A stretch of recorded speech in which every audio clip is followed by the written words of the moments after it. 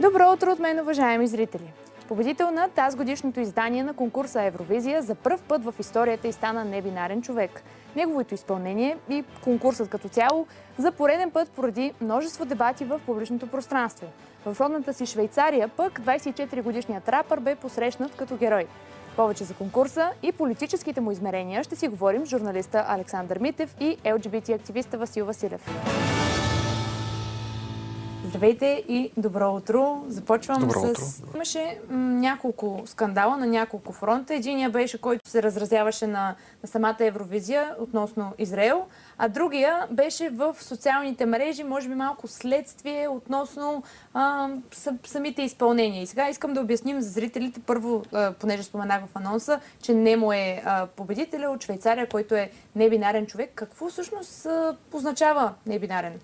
Значи, според официалния речник на ЛГБТ и организациите, от който речник ние от ЛГБ Алианс се разграничаваме, небинарен означава човек, който се идентифицира нито като мъж, нито като жена.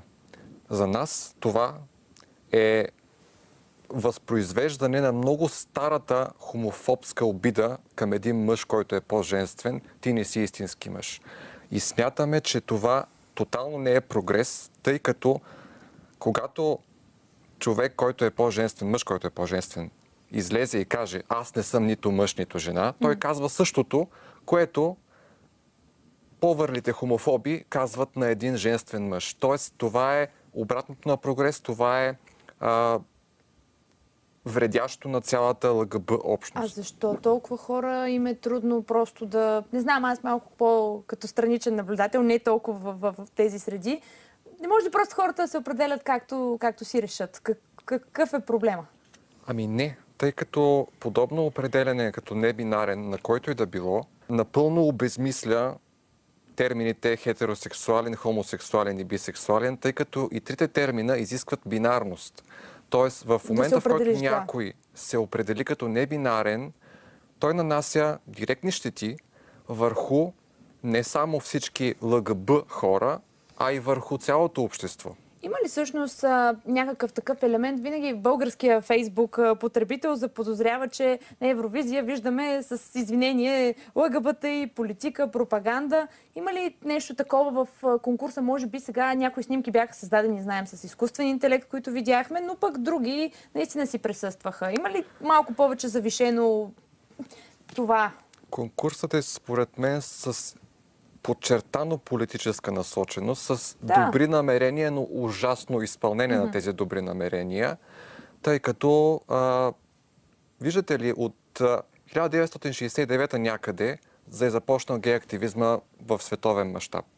Още тогава всичките усилия на гей-активистите са били да кажат на обществото: ехо, хора, вижте, ние не сме клоуни, а сега изведнъж се работи в посока да докажем обратното. Не е прогрес това. На LGBT хората да са представени, тъй като сме на финала на нашия разговор, и не само те, разбира се, но да не става, как да кажа, за сметка на толкова шумно обществено недоволство. Има ли как това да се случи изобщо? Има ли баланс? Адекватна репрезентация. Адекватната репрезентация е нещо много важно и според мен, когато искаме някакви промени обществени относно възприемането на ЛГБ хората в обществото, трябва да им покажем на хората от обществото едно адекватно лице на ЛГБ общността, а не, извинявам се, клоуни. Извинявам се, ще има много коментари, дано сте така наясно, но